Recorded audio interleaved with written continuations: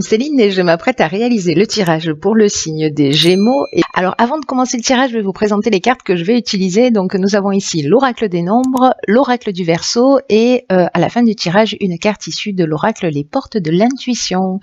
Alors on va commencer tout de suite avec l'énergie qui vous accompagne. Et c'est l'énergie de Gabriel, pardon, ça commence fort.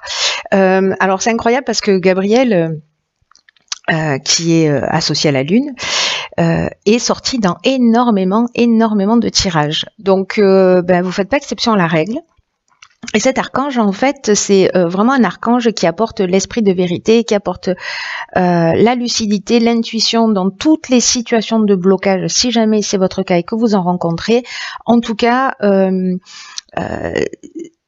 il va vous permettre de vous reconnecter avec qui vous êtes, de trouver les solutions qui sont déjà en vous, de faire appel à vos ressources. Avec cet archange Gabriel, on va travailler aussi sur ses émotions pour rester maître de son destin et ne plus subir les événements. Je crois que c'est vraiment le mot d'ordre. D'une manière générale, voilà, de reprendre un peu le contrôle de son existence. Alors, on va voir ce que nous réserve la première ligne. Donc nous avons une carte magnifique, un maître nombre 22, la force. Nous avons la carte du voyage, nous avons la carte du faux pas et nous avons la carte de la discussion. Alors, la carte de la force, c'est vraiment, comme je vous le disais, c'est un maître nombre et son énergie, c'est vraiment une énergie très spéciale.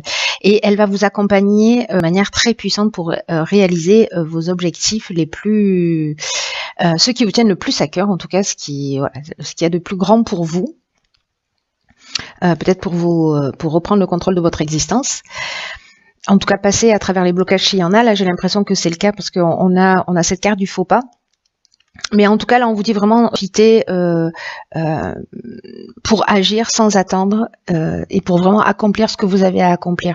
Donc là, on vous dit mobilisez vos forces, osez voir grand. Voilà, les vibrations qui vous entourent sont vraiment très positives et elles vont vous aider à vivre ce que vous souhaitez au plus profond de vous-même.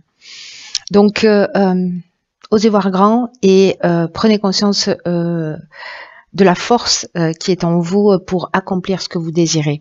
Ensuite, cette carte, elle est accompagnée de la carte de la discussion. Donc, moi, j'ai l'impression que peut-être, parce que le voyage, on parle de déplacement, plus ou moins loin, hein, voilà, de déplacement d'une manière générale. Ça peut être un voyage à l'étranger aussi.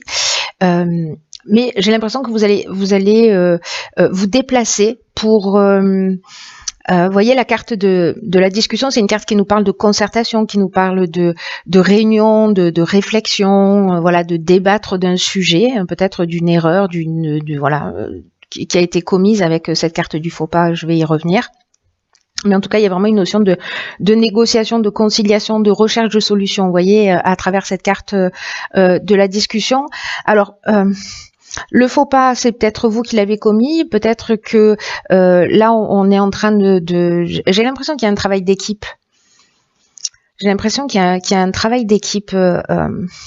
Ou alors, vous avez, une forme de désillusion par rapport à des attentes, à une discussion, voilà, que vous avez eu lors d'un déplacement. Peut-être que vous avez une sensation de faire le mauvais choix ou qu'un mauvais choix a été fait. Ou peut-être qu'il y a quelque chose qui n'est pas clair, vous voyez, parce qu'il y a une notion d'imprécision aussi avec la carte du faux pas. Donc là, ça peut résonner de toutes ces manières. Dans tous les cas, là, on vous dit que vous avez la force pour résoudre les problèmes. Donc là, on n'est pas dans des conflits, on est dans la recherche de solutions, hein, je vous le rappelle. Voilà, quoi qu'il en soit. Alors, on va voir ce que nous réserve la suite du tirage. Nous avons la carte numéro 47, qui est la carte de l'épanouissement. Nous avons la carte des chaînes. Nous avons la carte de la construction et nous avons la carte de la technique. Ok.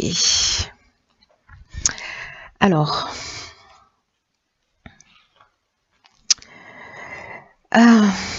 cette carte de l'épanouissement, elle nous dit encore une fois que vous êtes vraiment sous de très belles influences. Hein. Là, c'est une carte qui nous dit d'une manière générale que s'il y a des agitations dans votre vie, je pense que c'est peut-être lié à cette situation, qui peut être aussi bien dans le domaine professionnel que sentimental. Hein. Là, ça peut toucher tous les domaines. Je sais pas pourquoi moi je l'ai lié, c'est peut-être la salle de réunion qui m'a mis sur la voie de la voie professionnelle, mais ça peut vraiment résonner dans tous les domaines, pour le coup. Donc, je reviens à cette carte de l'épanouissement qui nous dit que s'il y a des agitations, que s'il y a des problématiques, s'il y a des blocages dont nous parlait Gabriel tout à l'heure, ils ne vont pas durer, voilà, et ils vont laisser place à un réel épanouissement. Donc là, on vous dit qu'il y a quelque chose de très positif pour vous et qu'il ne faut pas vous laisser influencer peut-être par des divergences qui soient passagères.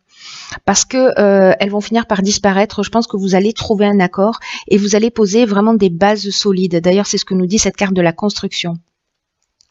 Si c'est une relation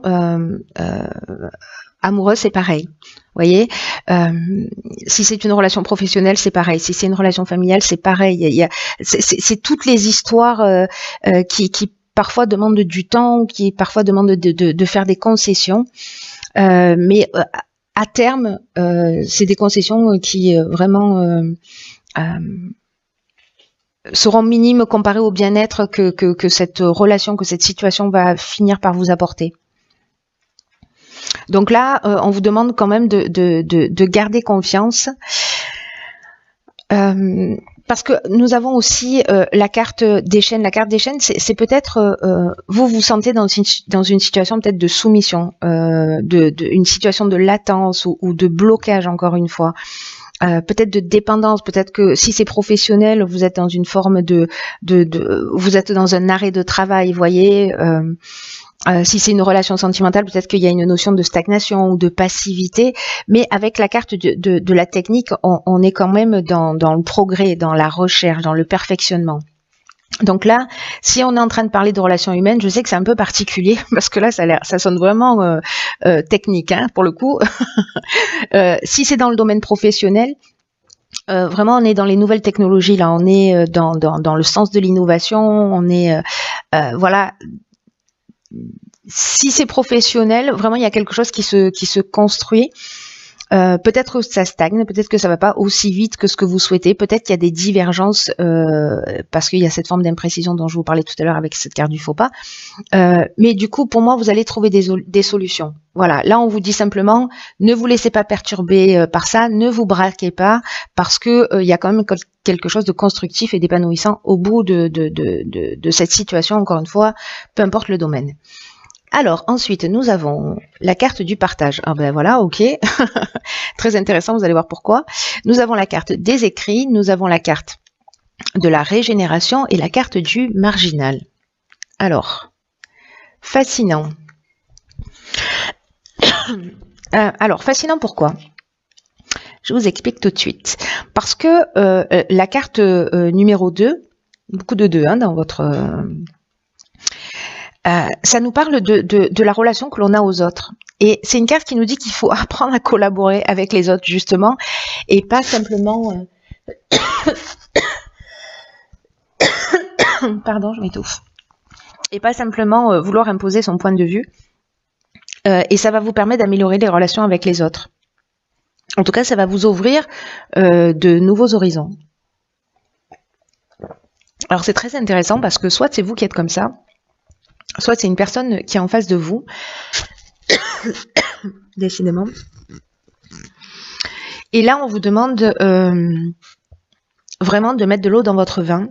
Parce que la carte du marginal, vous voyez, c'est une carte qui parle d'affirmation de soi, qui parle d'indépendance, qui parle de liberté et qui parle de